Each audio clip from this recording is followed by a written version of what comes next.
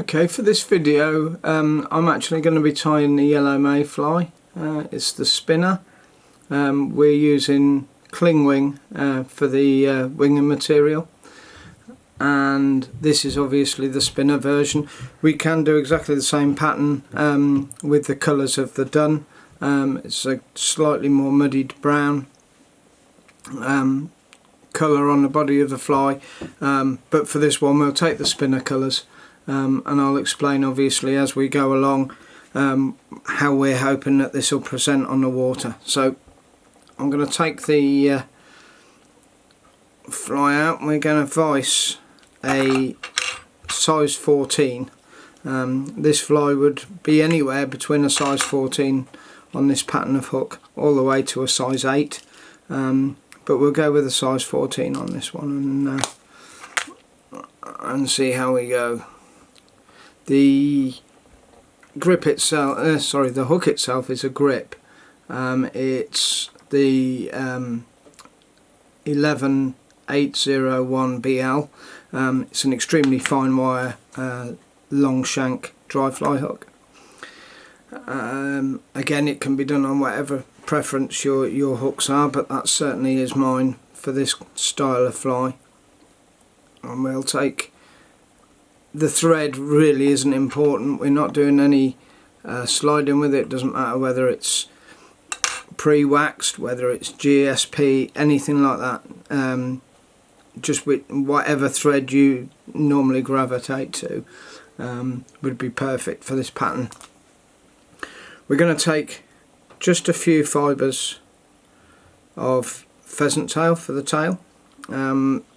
I'm asked quite a lot why I don't use fibbits, and occasionally I do if I think the pattern calls for it, but by using pheasant tail here we're taking the strength out of the tail to float the fly. We don't want the tail to float the fly, we want the wing to float the fly, just as would happen with the natural.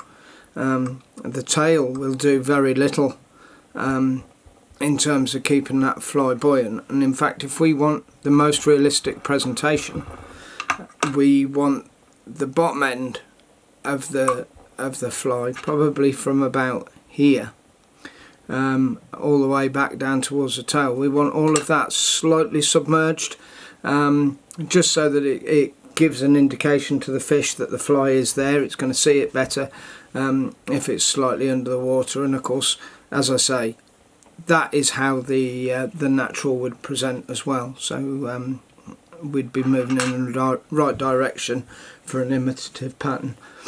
So your tails are in. I've chosen just a very light olive for this. Yellow would obviously work as well, but I never put too much worry into the colour of the tail. It's a very insignificant part of the fly as far as the fish are concerned. The colour of the body and the colour of the wings is far more significant. So we're going to take just a pinch of yellow dry fly dubbing. I'm going to pop this on the hook the way I normally would. Obviously however you adapt and do the dubbing is entirely up to you. But I just find it easier to get a nice thin noodle, which of course is basically our end game, is to get a uniform noodle of material onto that thread.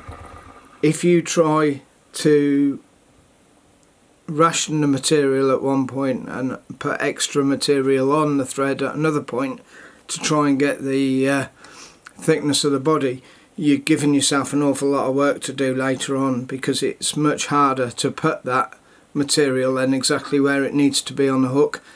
With what I've got is quite a uniform noodle here, and what you'll see is that I can lay my first foundation of colour down quite quickly, and then what I'm looking to do is get away from that area, and I might even give that a little bit of a tighten up because I want to get away from that area as soon as possible, and I shan't revisit that bit now. the rest of the body is literally going to be used right up until that point where the thorax is, and down to about here, which is where you would actually see the body getting thicker on a natural. So we should have a bit of a cigar shape forming now, which is good. We're now going to look at the thorax.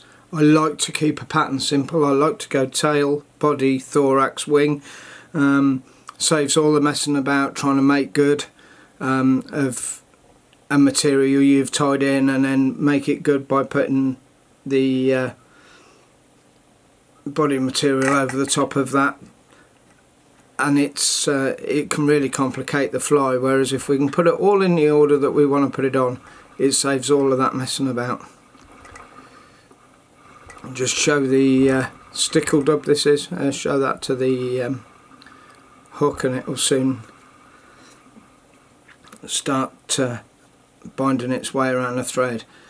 Now I've got an option here which you may not have, which is to make that even more spiky, that dubbing, and all I'm going to do is bring my bobbin down right so that it's touching the dubbing, and then give it an extra spin, and you'll see now that those fibres that are sticking out are actually sticking out at about 90 degrees.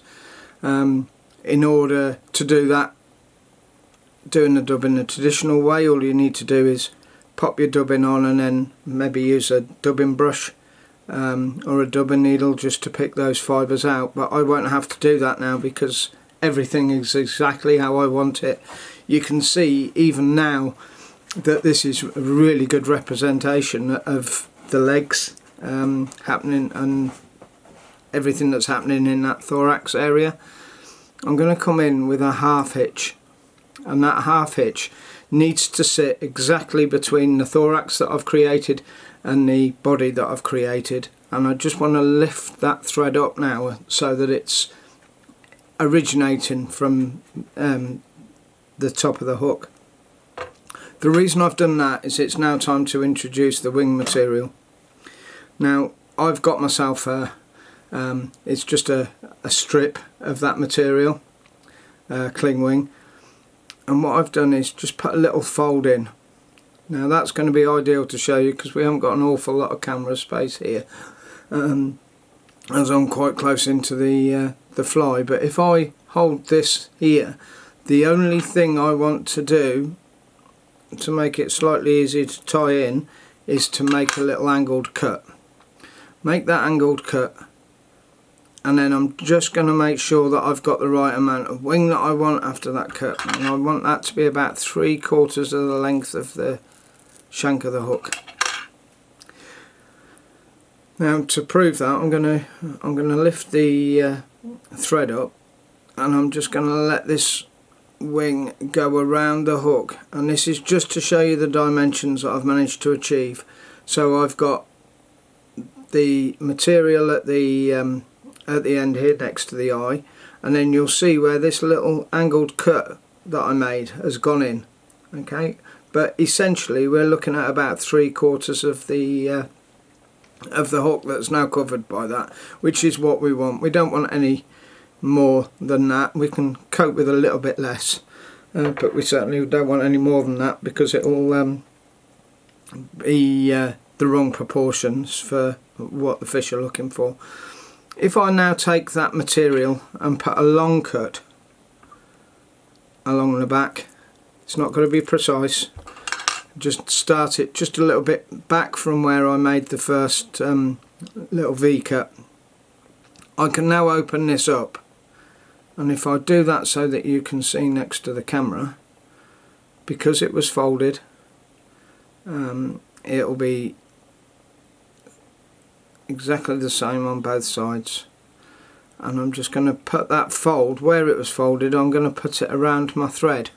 Now that makes it very, very easy to tie in, because I'm going to lift it up like so, and you can see now where that V was that I first put in, and can you see I've just tried to get around the eye and no more. That angle wasn't very steep that I did the first turn with, and now that I've got that all lined in, you can see it's sitting like a dun wing, you won't be able to see quite at the top, but the edges are still quite sharp.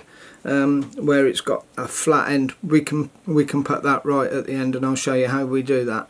But at the moment we've got that wing sitting exactly like a dun wing.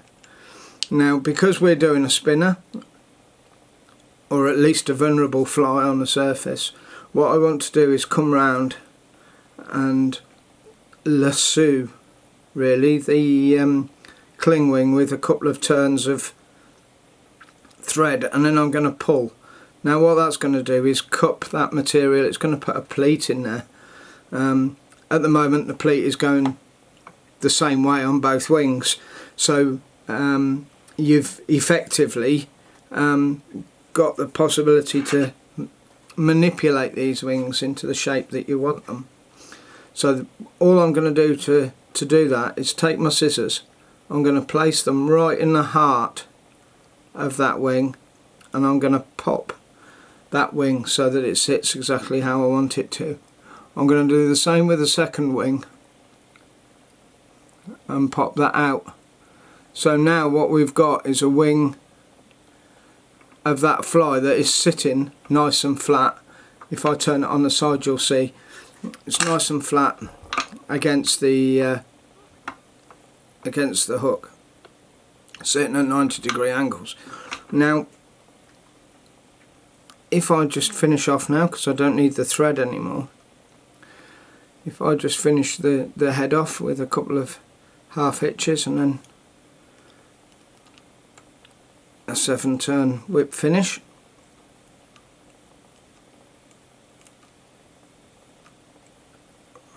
that'll do us, and we can do away with this thread.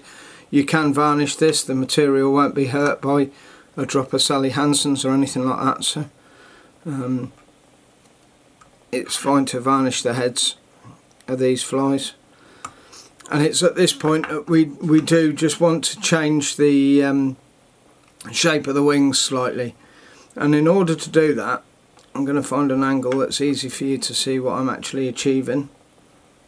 I might be able to just come out so that you can see the whole wing there. Right. So what you can see there is the sharp edges that are on the bottom of that wing, which would effectively be the tip of the wing. Now if I come in and just make some 45-degree cuts, you'll notice that it starts to round that off a little bit, starts to make it look a little bit more natural.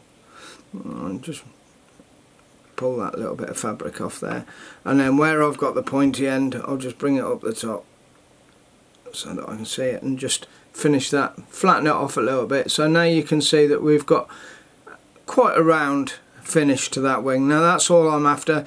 It doesn't have to be 100% the shape, because of course we're trying to rush the fish into a decision. We're trying to make him decide that this is exactly what he wants. So we can just play about until we're happy with the general shape of the wing, but we don't have to go silly with making sure that it's exactly the dimensions that they would be expecting to see. So now we've taken care of both of those wings. They're both sitting at this angle. Now the beauty of this pattern and the beauty of this fly is that what you can actually do, even on the water side, is manipulate one of these wings back into an upright position. And because the wing is such a strong material, that would actually stay like this on the cast, and in effect what you've now got is a one up one down scenario. And if I turn that and take that out of the vise and just show you that, that's the scenario you've got. You've got this wing here, which is sitting the same as both of them were to start with, and then we've just been able to flip this one up, just change slightly the angle that that cup is sitting at, and that's ultimately changed the entire shape of the fly silhouette that will be on the water. So I'll just pop that back in the vise. pop this wing back down so that it's sitting exactly how we originally wanted to tie it, and then what I'll be able to do is get that into a nice position and give you an overall view of what that fly looks like when it's rotated. I really hope you've enjoyed the video. That material really has got so much potential for lifelike flies, and hopefully this has given you an idea of just how easily you can shape that wing and get a very natural look to it, and like I say, how you can manipulate it so that you can fish that in more than one fishing scenario. Hope you've enjoyed the video below. Please like if it's been of help to you, and feel free to subscribe. There are going to be plenty more videos on this sort of theme, both with spinners and the struck and duns that I'm tying at the moment, and I'll obviously give an explanation of what we're trying to achieve. Thank you again.